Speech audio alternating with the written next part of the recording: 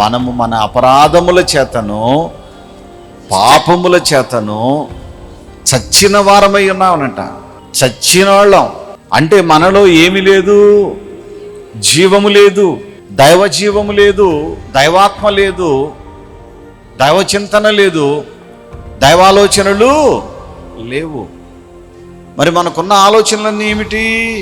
లోక ఆలోచనలు, లోక ఉద్దేశాలు, లోక తలంపులు, అంతా లోక సంబంధమైనవే ఉన్నాయి. ఈ లోక సంబంధమైన ఉన్నటువంటి వారు ఏమై ఉన్నారు అని అంటే వారు చచ్చిన వారై ఉన్నారు. చచ్చిన వారై ఉన్నారు. నీవు జీవించుచున్నావన్న మాట మాత్రం ఉన్నది, కానీ నీవెవరివి? మృతుడవే. అలాంటి పరిస్థితుల్లో ప్రియులారా, మనమందరం ఉండినప్పుడు మన అందరి కోసము ప్రభువు తన యొక్క ప్రాణాన్ని అర్పించాడంట. హల్లెలూయా.